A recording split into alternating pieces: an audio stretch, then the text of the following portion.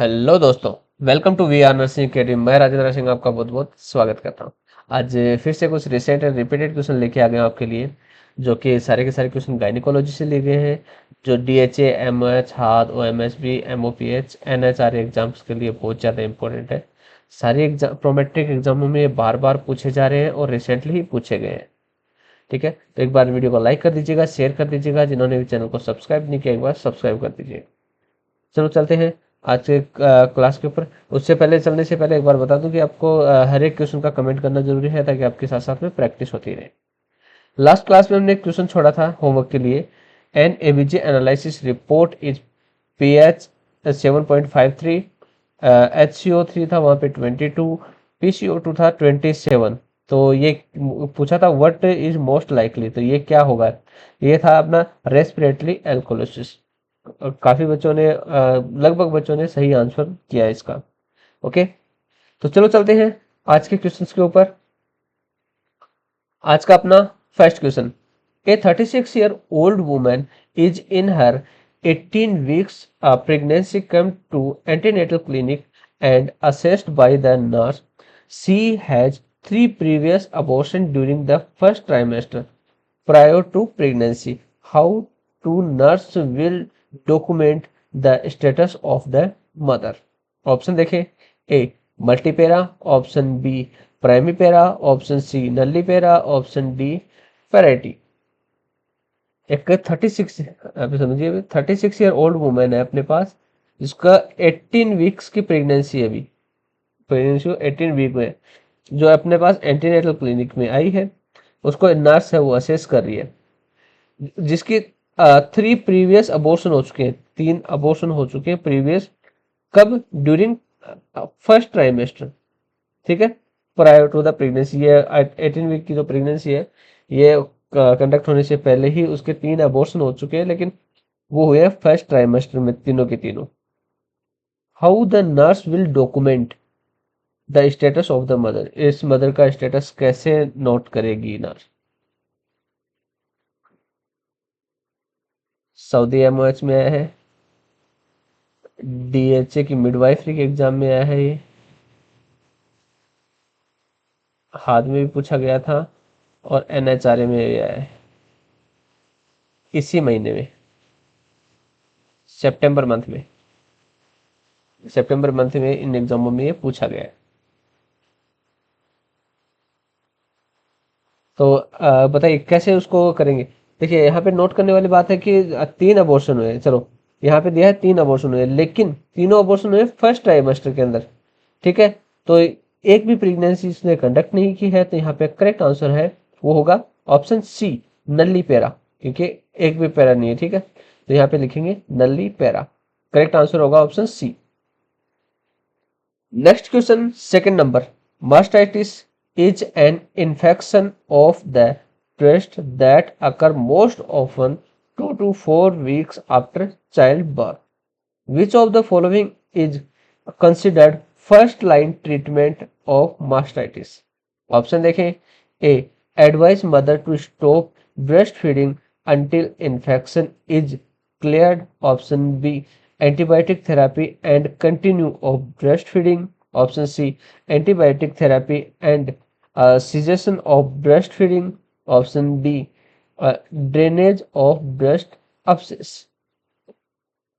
Mastitis है, mastitis एक infection होता है ब्रेस्ट का।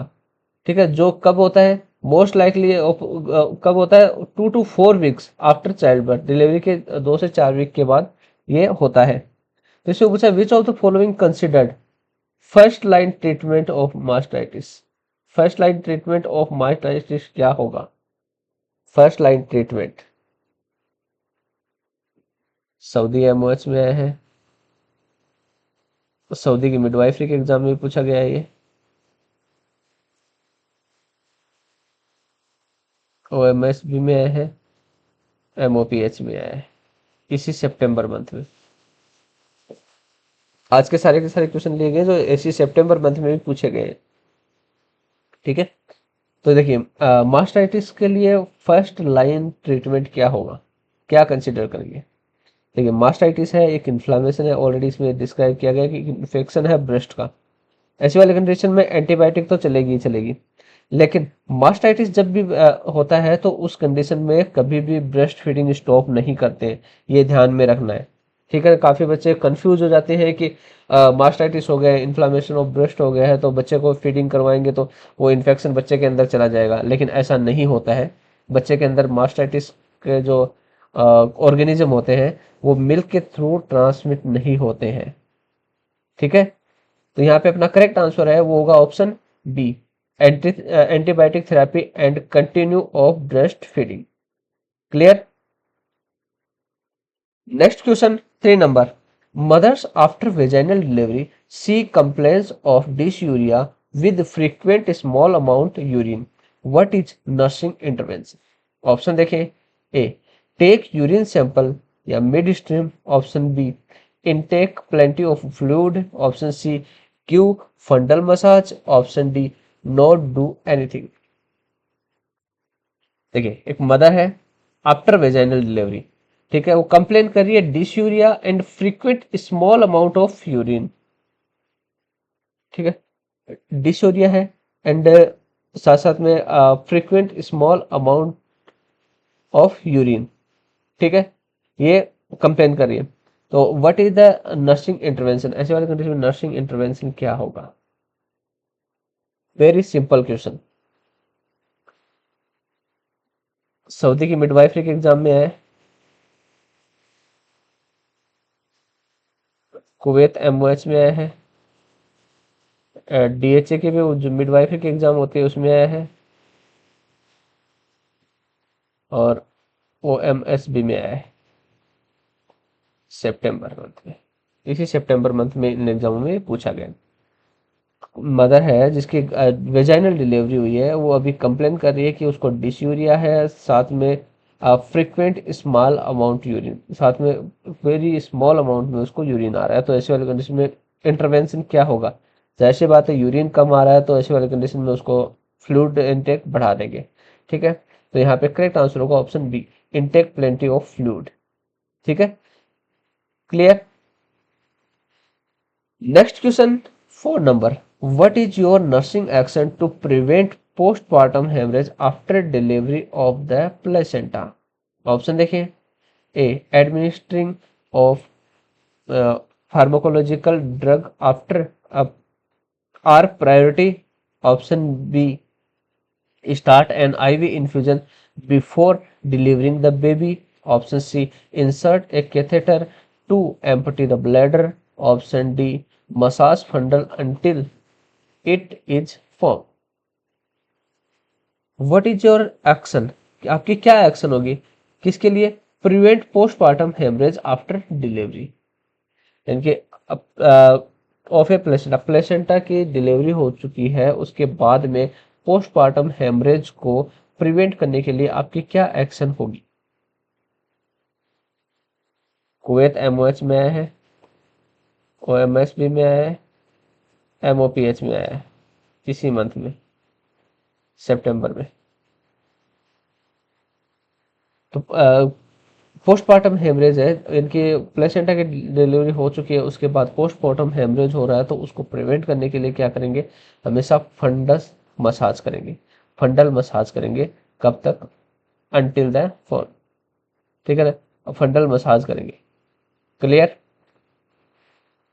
Next question 5 number, postmortem mother after 4 days of caesarean section, she has BMI 29, the nurse wants to give health instruction for her, which of the following teaching should the nurse provide about? Option देखें, A diet and exercise, option B puerperal sepsis, option C infections, option D bleeding. Postmortem mother after 4 days of caesarean section, यानी कि caesarean section से delivery हुई है उसके 4 days के बाद patient आ रहा है ना अपने पास, सी है BMI, उसकी BMI कितनी है? 29। नोटिस करने वाली बात है, मेन चीज। The nurse want to give health instruction, nurse उसको हेल्थ इंस्ट्रक्शंस दे रही है। Which of the following teaching should the nurse provide? कौन सी टीचिंग है जो नर्स उसको प्रोवाइड कराएगी, किसके रिगार्डिंग नर्स है उसको टीचिंग प्रोवाइड करवाएगी? सऊदी एमओएच, कुवैत एमओएच, इसमें एनएचआरए में आया है और हाथ के एग्जाम में आया है इसी सितंबर मंथ में। पहले ही बता चुका हूं मैं कि स्टेटमेंट थोड़ा बहुत चेंज होता है हर एक एग्जाम के अंदर। ऐसा नहीं है कि एज इट इज क्वेश्चन हर एक एग्जाम में पूछा गया है। इन चारों एग्जामों में एज इट इज क्वेश्चन पूछा गया है, एज इट इज नहीं पूछा गया है, लेकिन इनके जो मीनिंग है, क्वेश्चन का मीनिंग है, वो ये सेम टू सेम निकलता है। ठीक है, एक बार ये क्वेश्चन आप क्लियर कर लेते हो तो इससे रिलेटेड जो भी क्वेश्चन आते हैं वो इजीली आप क्लियर कर सको। ठीक है, यही मोटो है मेन। तो ऐसा नहीं है कि सेम टू सेम आया, इनसे मिलते जुलते क्वेश्चन आते हैं, इनके मेन मीनिंग वही होता है जो पूछा गया है। ठीक है, तो इसमें कौन सी टीचिंग है वो प्रोवाइड करवाई जाएगी। तो यहाँ पे देखिए बीएमआई कितना आ रहा है 29, मैंने पहले बोला था फोकस करने के लिए। बीएमआई कितना आ रहा है 29। नॉर्मल बीएमआई कितना होता है, नॉर्मल बीएमआई कितना होता है 18.5 टू 24.9। अब कुछ कुछ लोग इसको 25 भी लिखते हैं। ठीक है, लेकिन इससे बहुत ज्यादा आ रहा है, जो इससे ज्यादा आ रहा है। तो ये क्या है, एक पेशेंट क्या है, एक ओबेस पेशेंट है। ठीक है, एक ओबेस पेशेंट है। तो ऐसे वाले कंडीशन में इसको किस चीज के लिए करेंगे, तो ये है, इसके लिए करेक्ट आंसर होगा, वो होगा option A, diet and exercise के लिए उसको क्या एजुकेशन देंगे या टीचिंग करवाएंगे। ठीक है, यहाँ पे करेक्ट आंसर होगा option A, diet and exercise. Clear. Next question 6 number, which test should be performed to screen for cervical neoplasia during antenatal assessment? Option देखें, A venereal disease research laboratory test VDRL, option B rapid plasma region test या RPR, option C Papanicolaou या PAP test, option D vaginal rectal culture. Which of the which should the कौन सा test है, which test should the perform the screen for cervical neoplasia during antenatal assessment? Antenatal assessment के दौरान cervical neoplasia की screening के लिए कौन सा टेस्ट हम करेंगे, ये पूछा है इसके अंदर। ये भी सऊदी एमओएच में आया है, ओएमएसबी में आया है, एमओपीएच में आया है। इन एग्जाम में पूछा गया है इसी सितंबर मंथ में। तो बताइए कौन सा कौन से टेस्ट करेंगे यहाँ पे, कौन सा टेस्ट किया जाएगा यहाँ पे? तो यहाँ पे करेक्ट आंसर है वो होगा पेप स्मेयर करेंगे। ठीक है, यहाँ पे करेक्ट आंसर होगा ऑप्शन सी, पेपनिकलाउ टेस्ट या पेप स्मेयर। ठीक है, correct answer option C. Next question 7 number, what is one of greatest danger in giving morphine sulphate during labour? Option देखें, A depression of respiratory centre of newborn, option B prolonged bleeding time of mother and baby, option C it increase blood pressure of the woman, option D procedure nausea and vomiting produced nausea and vomiting. What is the one greatest danger, बड़ा danger, highest danger या highest risk to in give morphine sulphate during labour? Labour के दौरान morphine sulphate देने का greatest danger यानी कि सबसे ज्यादा खतरा क्या है, ये पूछा है इसके अंदर। ये अपना आया कुवैत एमओएच में पूछा गया है, ओएमएसबी में पूछा गया है, ओपीएच में आया है और हाथ के एग्जाम में आया है। इन एग्जाम में पूछा गया सितंबर मंथ में। तो ग्रेटेस्ट रिस्क क्या रहेगी, ग्रेटेस्ट डेंजर क्या रहेगा, हाई रिस्क क्या होगी यदि लेबर के दौरान हम मॉर्फिन सल्फेट एडमिनिस्टर कर देते हैं? यहाँ पे करेक्ट आंसर होगा वो होगा option A, depression of respiratory centre of newborn. Clear. चलो चलते हैं next question, 8 number. What is the side effect of opioid analgesia during labour on the newborn? Option देखें, A central venous system depression, option B respiratory depression, option C hypoglycaemia, option D jaundice. What is the side effect of opioid analgesia during labour on the newborn? Newborn के अंदर opioid analgesia के side effect कौन सा है, ये पूछा है। ये क्वेश्चन आया अपना डीएचए में आया है, ओएमएसबी में आया है, एमओपीएच में आया है इसी सितंबर मंथ में। बताइए, side effect of opioid analgesia during labour on newborn. Newborn के ऊपर क्या साइड इफेक्ट आएगा लेबर के दौरान यदि ओपियोइड एनाल्जेसिया दे दिया गया, तो न्यूबॉर्न के ऊपर क्या साइड इफेक्ट आएगा, तो वो है रेस्पिरेटरी डिप्रेशन। ठीक है, बच्चे को रेस्पिरेटरी डिप्रेशन होने के चांसेस होते हैं। क्लियर। Next question 9 number.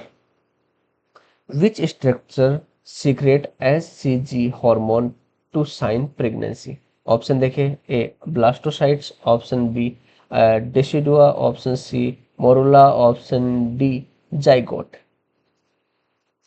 कौन सी स्ट्रक्चर है जो सीक्रेट करती है एचसीजी हार्मोन, जो एक साइन है प्रेगनेंसी का?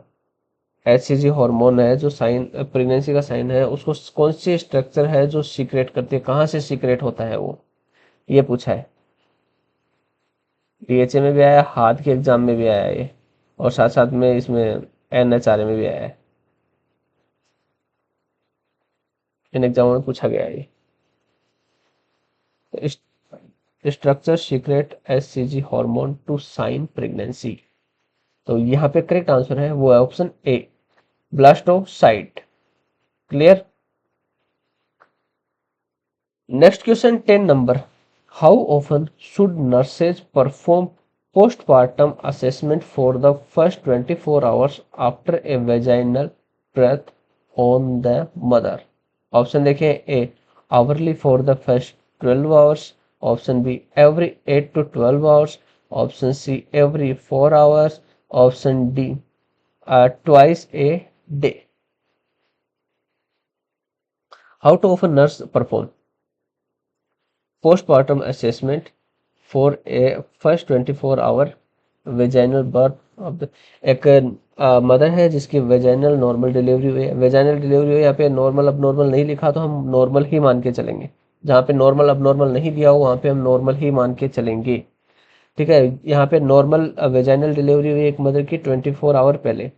ठीक है, तो उसका इनके उसमें पूछा कि 20 सॉरी अभी वेजाइनल डिलीवरी हुई है तो लास्ट 24 आवर तक, यानी कि जो स्टार्टिंग के 24 आवर होंगे डिलीवरी होने के बाद, तो ऐसे उन 24 आवर्स में कैसे परफॉर्म करेंगे असेसमेंट, पोस्टमार्टम असेसमेंट कैसे परफॉर्म करेंगे, ये पूछा है इसके अंदर। बताइए कैसे परफॉर्म करेंगे। सऊदी एमओएच में आया है, सऊदी की मिडवाइफ के एग्जाम में आया है, डीएचए की मिडवाइफरी के एग्जाम में आया है,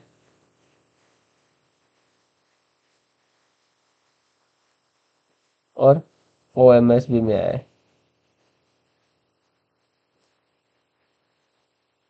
बताइए कैसे परफॉर्म करेंगे, यानी कि कब कब परफॉर्म करेंगे, कब कब इसको परफॉर्म करेंगे।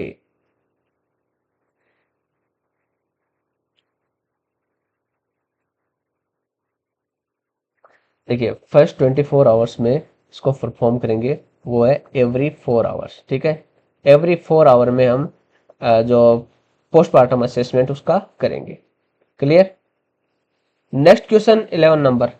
The postpartum mother was asking the nurse about timing for restarting sexual intercourse activity. What should the nurse response? Option देखें, ए as long as taking contraceptives, Option B, after stop of lochia discharge. Option C, 3 weeks after delivery. Option D, anytime she wants. एक postmortem mother है जो एक nurse से बोलती है about the time of restarting sexual intercourse activity. वो sexual intercourse activity कब start कर सकती है, तो ऐसे वाली कंडीशन में नर्स क्या रेस्पॉन्स करेगी, नर्स का रेस्पॉन्स क्या होगा ऐसे वाली कंडीशन में। ये अपना डीएचए में आया है, ओएमएसबी में आया है, एमओपीएच में है, एनएचआरए में आया है। इन एग्जामों में ये पूछा गया इसी सितंबर मंथ में। तो कब स्टार्ट कर सकते हैं पोस्टमार्टम मदर जो पूछ रही है, तो सेक्सुअल इंटरकोर्स वो कब स्टार्ट कर सकते हैं, डिलीवरी के बाद। डिलीवरी के बाद जब भी जो लोचा डिस्चार्ज हो रहा है, जब भी वो स्टॉप हो जाए उसके बाद सेक्सुअल इंटरकोर्स कर सकते हैं। ओके, तो यहाँ पे करेक्ट आंसर है होगा option B, after stop of lochia डिस्चार्जेज।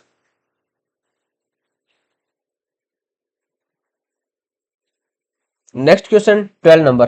What is the meaning of the A in the acronym REDA, REEDA, which is used to assess the perineum after birth? Option देखें, A, the status of edges of the perineal wound, it should be closed. Option B, presence of any discharge from the perineal wound. Option C, the presence of bruising of the perineal area. Option D, excessive swelling of the perineal area.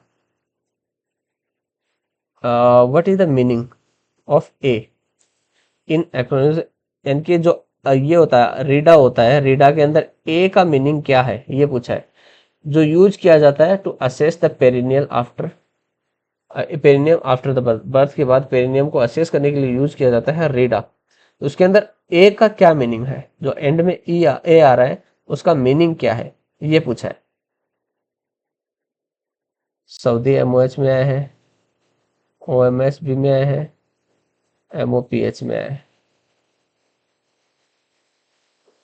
ये अलग अलग पूछ लेते हैं, are का meaning पूछ लेते हैं, ए का पूछ लेते हैं, डी का पूछ लेते हैं, इनमें से किसी का भी मीनिंग पूछ लेते हैं, इसका मतलब क्या होता है। ठीक है, तो रीडा है, रीडा की फुल फॉर्म होती है आर, आर इक्वल टू क्या होता है, रेडनेस। ठीक है, उसके बाद आता है ई, ई का मतलब होता है एडिमा। सेकंड ई, इसका मतलब होता है, सॉरी ई डबल सी आएगा, E double C H Y M O sis, ecchymosis. और डी, डी का मतलब डिस्चार्ज। और लास्ट का जो ए है इसका मीनिंग फुल फॉर्म में इसका मीनिंग होता है अप्रोक्सीमेशन। तो अप्रोक्सीमेशन से रिलेटेड कौन सा है यहाँ पे, कौन सा ऑप्शन है यहाँ पे अप्रोक्सीमेशन से रिलेटेड है, ऑप्शन अपना A, the status of edge of the perineal wound is should be closed, यानी कि अप्रोक्सीमेटली है। ठीक है, तो यहाँ पे करेक्ट आंसर होगा ऑप्शन ए। क्लियर, इनमें से कोई सा भी पूछ लेता है, इसलिए मैंने फुल फॉर्म इसीलिए दी है, इनमें से किसी का भी मीनिंग पूछ लेता है, आर का पूछ लेता है, फर्स्ट ई का पूछ लेता है, सेकंड ई का भी पूछ लेता है, डी का पूछ लेता है, ए का पूछा ही है इसमें। ठीक है ना, clear. Next question 13 number, a couple visit the clinic for counselling session related to planning of for pregnancy. The nurse in the clinic encourage development of a birth plan for the couple. What is the most important goal for this plan? Option देखिए, A, encourage communication and collaboration with their health care providers. Option B, provide with items that they need to prepare and include in pack during labor. Option C, encourage couple to study different kind of medication used during labor. Option D, give couple a sense of control over having a caesarean section. एक couple है clinical visit करता है, ठीक है, counselling session के लिए clinical visit करता है, किसके रिगार्डिंग? प्लानिंग फॉर प्रेगनेंसी के रिगार्डिंग काउंसलिंग के लिए वो क्लिनिक में विजिट करता है। द नर्स इज क्लिनिक में जो नर्स है वो एंकरेज करती है development of the birth plan, ठीक है। कपल्स के अंदर जो डेवलप बर्थ प्लान है उनको एंकरेज करती है, डेवलपमेंट ऑफ बर्थ प्लान को, ठीक है। What is the most important goal for the plan, इनके उनके प्लान के अंदर मोस्ट इंपॉर्टेंट गोल क्या होगा, ये पूछा है। सऊदी एमओएच में आया है, कुवैत एमओएच में आया है, ओएमएसबी में आया और डीएचए में आया है इसी सितंबर मंथ में पूछे गए हैं ये, ठीक है। तो यहाँ पे मोस्ट इंपॉर्टेंट गोल क्या होगा इस प्लानिंग के लिए, तो वो है option A, encourage communication and collaboration with their health care provider. Okay, option correct option होगा option A. Clear. Next question 14 number, A 20-year-old primary grader rang the call bell 2 hours after a normal vaginal delivery. She says that she need to go to the bathroom but is unable to go because her bed is wet.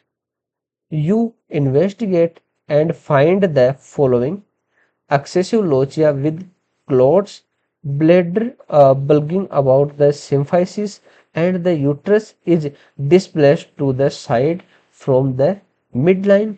Which of the following is the best nursing action to manage the situation? Option देखें। ए, ask the mother to get up and empty her bladder in the toilet. Option B, call the physician and explain the situation. Option C, insert catheter to empty bladder first. Option D, rub the uterus to uh, contract. 20-year-old primary grade है, 20-year-old की primary grade है, वो ring करती है, इनकी back जो call bell होती है, बेड साइड बेल होती है, उसको रिंग करती है। कब? 2 hours after normal vaginal delivery, जिसका 2 hour पहले नॉर्मल वेजाइनल डिलीवरी हुआ था। वह सी है, वो बोलती है कि उसको नीड है बाथरूम जाने के लिए, बट अनेबल टू गेट, लेकिन वो खुद से जाने के लिए अनेबल है, बिकॉज बेड इज वेट, क्योंकि उसका बेड है वो गीला हो चुका है। आपने इन्वेस्टिगेशन आपने इन्वेस्टिगेट किया है एंड फाइंड द फॉलोइंग, ये चीजें आपने फाइंड की, क्या क्या फाइंड किया है? जो एक्सेस इसमें क्या है, एक्सेसिव लोचिया है विद क्लोट्स, लोचिया है वो एक्सेसिव है, बहुत ज्यादा हो रहा है, एंड साथ में क्लोट्स आ रहे हैं। Bladder bulging about the symphysis, bladder है वो ब्लगिंग है about symphysis, and the uterus is displayed displaced to the side from the midline, जो यूट्रस है वो डिस्प्लेस हो गया है मिडलाइन से, ठीक है, मिडलाइन से साइड के अंदर डिस्प्लेस हो गया। तो इसमें पूछा which of the following best nursing action to the manage this situation, इस सिचुएशन को मैनेज करने के लिए बेस्ट एक्शन क्या होगी नर्स की, बताइए क्या होगी। ये कुवैत एमओएच में आया है, डीएचए में आया है, ओएमएसबी में आया है, एनएचआरए में आया है। इन एग्जामों में इसी मंथ पूछा गया है। तो ऐसे वाले कंडीशन में बेस्ट नर्सिंग एक्शन है वो क्या होगी, कैसे सिचुएशन को हैंडल कर सकते हैं, कैसे सिचुएशन को मैनेज कर सकते हैं, ये पूछा है इसको। तो ऐसे वाले कंडीशन में उसको मैनेज करने के लिए हम क्या करेंगे कि क्योंकि यूरिन तो पास करवाना जरूरी है, तो ऐसे वाले कंडीशन में उसको कैथेटर इंसर्ट करेंगे। ओके, ठीक है, insert catheter to empty bladder first, सबसे पहले कैथेटर इंसर्ट करके ब्लैडर को क्या करेंगे, एम्प्टी करेंगे, खाली करेंगे। Clear. Next question 15 number, during postpartum period the emotional and the psychosocial status of a woman progress through Rubin's stages. Option देखें। A, letting in, letting hold, letting go. Option B, letting go, letting in, letting hold. Option C, letting go, taking in, taking hold. Option D, taking in, taking hold, let in go. During postmortem के period के दौरान emotional and psychological status of the women, उसको progression through the रूबिंग्स stage, यानी कि रूबिन्स की जो stage है उसके जो उसके अकॉर्डिंग जो पोस्टमार्टम पीरियड के अंदर इमोशनल और साइकोलॉजिकल इमोशनल एंड साइकोलॉजिकल जो स्टेटस होते हैं, ठीक है ना, उनके प्रोग्रेस को कैसे देखेंगे, ये पूछा है इसके अंदर। सऊदी एमओएच में आया है, कुवैत एमओएच में आया है, ओएमएसबी में आया, एमओपीएच में आया है इसी सितंबर मंथ में। तो यहाँ पे अपना करेक्ट आंसर है वो क्या होगा, करेक्ट आंसर होगा ऑप्शन डी, टेकिंग इन, उसके बाद टेकिंग होल्ड, उसके बाद letting go. Okay, correct answer होगा option D. Next question 16 number, A 25-year-old primipara visited her primary health care clinic with her husband. He says that his wife delivered 5 days ago. For the past 2 days, she is very irritable and crying for nothing. She is tired and he is very concerned about her condition. Which of the following diagnosis by the attending physician will explain her symptoms? Option देखें, A postmortem depression, option B postmortem साइकोसिस, option C postmortem anxiety, option D postmortem blues. 25-year-old primary para है, visited the primary health centre with her husband, इनकी 25 old primary para mother है जो अपने पास primary health care centre में आती है अपने हस्बैंड के साथ। उसका हस्बैंड है, उसको बोलता है कि उसकी वाइफ है जो पेशेंट है ना, वो सी इज डिलीवर्ड 5, कि वो उसकी डिलीवरी 5 days पहले ही हुई है और ये लास्ट 2 days से, पिछले 2 दिन से ये बहुत इरिटेबल है एंड क्राइंग फॉर नथिंग, बिना किसी चीज के रो रही है, ठीक है, कोई कॉज नहीं है, नथिंग, ठीक है, उस नथिंग रो रही है, रेगुलर रो रही है बिना किसी कारण के। सी इज टायर्ड, वह बहुत थकी हुई है और साथ में उसका हस्बैंड है, बोलता है कि मैं कंसर्न हूँ। He is very concern about her condition, कि वो अपने वाइफ की इस कंडीशन के लिए बहुत ज्यादा कंसर्न है। तो इसमें पूछा which of the following diagnosis से कौन सा डायग्नोसिस है by the attending the physician will explain her symptoms, कौन सा डायग्नोसिस है जिसके अकॉर्डिंग फिजिशियन है इन सिम्टम्स को एक्सप्लेन करेगा। ये किस प्रकार का डायग्नोसिस होगा, ये पूछा इसके अंदर। सऊदी एमओएच में आया है, डीएचए में आया है, हाथ के एग्जाम में आया है, एनएचआरए में आया है।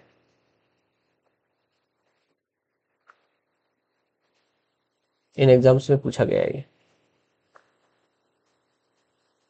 तो बताइए उसको इस डायग्नोसिस कैसे होगा, ये क्या बोलेंगे इस डायग्नोसिस को। तो ये अपना यहाँ पे करेक्ट आंसर है वो होगा ऑप्शन डी, पोस्टमार्टम ब्लूज, ठीक है, यहाँ पे करेक्ट आंसर होगा option D. Next question 17 number, which of the following causes haemodilution during pregnancy. Option देखें, A increase in white blood cells, option B decrease in red blood cells, option C increase in plasma volume, option D anaemia.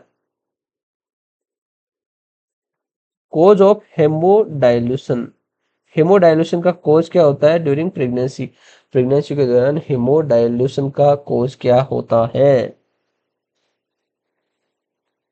Kuwait MOH में आया है, Saudi की midwifery के exam में आया है ये, ओएमएसबी में आया है, एमओपीएच में आया है, इन एग्जामों में आया है ये सितंबर मंथ में।